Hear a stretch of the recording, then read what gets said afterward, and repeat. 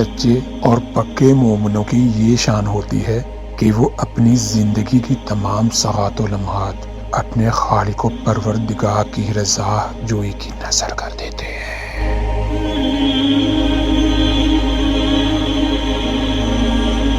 انہیں ہر آن اس بات کا کھٹکا لگا رہتا ہے کہ کہیں اس کی ذات سے ایسا فعل صادر نہ ہو جو اللہ تعالیٰ کی ناراضگی کا سبب بنے اور اس کے غیظ و غضب کو دعوت دے، کیونکہ انہیں اس بات کامل اذعان حاصل ہوتا ہے کہ انسان کی زندگی کا مقصد و حاصل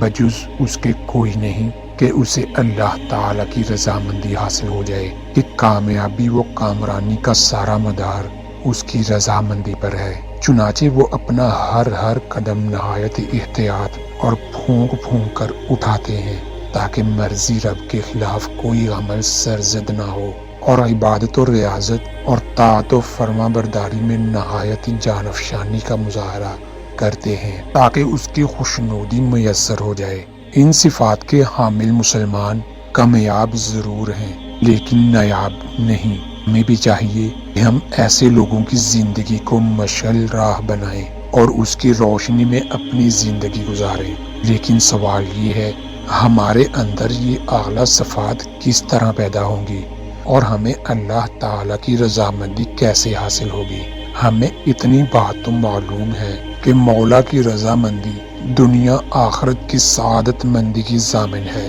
اور اس کی ناراضگی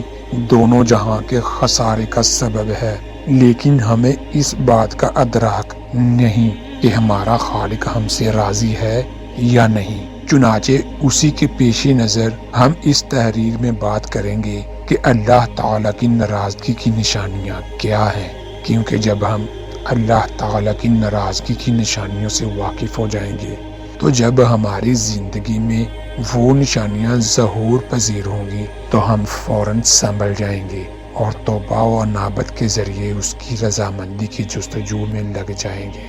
حقیقی بات تو یہ ہے کہ انسان کو اللہ تعالیٰ کی رضامندی اور ناراضگی کا علم نہیں ہو سکتا، البتہ علماء اسلام نے کچھ ایسی علامتیں اور نشانیاں بیان کی ہیں جن کا ظہور اگر ہونے لگے تو فوراً ہوش میں آ جانا چاہیے اور رجوع و انابت، توبہ، استغفار اور عبادت و اطاعت میں مستعدی کا مظاہرہ کرنا چاہیے، کیونکہ وہ علامتیں اللہ تعالیٰ کی ناراضگی پر دلالت کرتی ہیں۔ ہم ذیل میں اختصار کے ساتھ چند علامات اور نشانیاں حوالہ کرتا سے برقی کر رہے ہیں۔ قساوت قلبی کا مطلب یہ ہے کہ انسان انتہائی سخت مزاجی، سنگ دلی اور کھٹورین کا شکار ہو جائے، رحم دلی اور نرم مزاجی اس کی طبیعت میں باقی نہ رہے، دل کے اندر سختی اور بے رحمی معاصی و ذنوب پر جری ہو جائے اور مسلسل گناہوں پر اصرار کرنے کے باعث پیدا ہوتی ہیں، حتیٰ کہ انسان بڑے بڑے گناہوں کو بھی بلا خوف و خطر اور بے حیائی سے انجام دینا شروع کر دیتا ہے۔ ظاہر ہے گناہوں پر مصر ہو جانا اللہ تعالیٰ کے غیظ و غضب کو دعوت دینا ہے، چنانچہ حق تعالیٰ ایسے نافرمان بندوں کے دل سخت کر دیتے ہیں۔ چنانچہ مشہور تابعی مالک بن دینار رحمت اللہ علیہ فرماتے ہیں،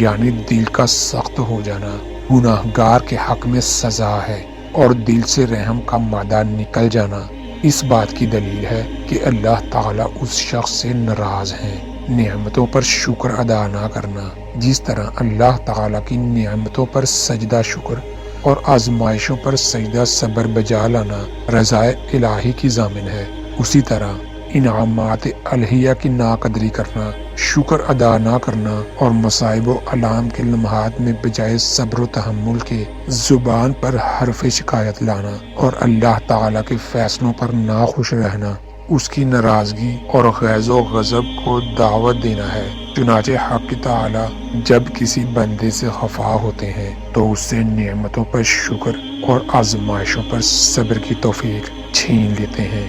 وہ ہر لمحہ بے چینی و اضطراب، فکر و علم اور بے کلی و بے تاہی میں مبتلا رہتا ہے۔ مال و زر کی بہتات اور آسائش و حق کی خوشنودی حاصل ہوتی ہے اور وہ اپنے معمولی اور محدود سرمایہ میں بھی صبر و شکر کے ساتھ زندگی گزار لیتا ہے۔ وہ اللہ کے فیصلے پر راضی رہتا ہے، مصیبت کی گھڑی ہو یا راحت کا موقع ہو، ہر وقت قضاء و قدر کو بجان و دل تسلیم کر لیتا ہے اور زبان کو آلودہ شکوہ نہیں کرتا ہے۔ حقیقت یہ ہے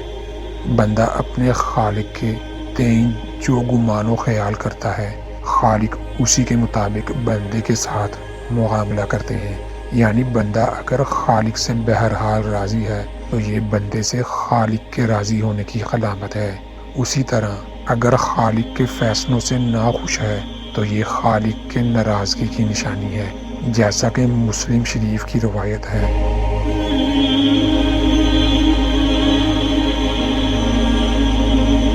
یعنی میرا معاملہ بندے کے ساتھ ویسا ہوتا ہے جیسا بندے کے گمان میرے متعلق ہوتا ہے، اور جب بندہ مجھے پکارتا ہے تو میں اس کے ساتھ ہوتا ہوں۔ گناہ کی کثرت کے باوجود نعمتوں کی فراوانی جو انسان معصیت و نافرمانی میں ہر دم ڈوبا رہتا ہے، احکامات الہیہ کی ادائیگی میں غفلت و بے اعتنائی کا مظاہرہ کرتا ہے، اس کے باوجود اس کے پاس آسائشوں اور راحتوں کی فراوانی اور دولتوں و ثروت کی ریل بیل ہے، تو سمجھ جانا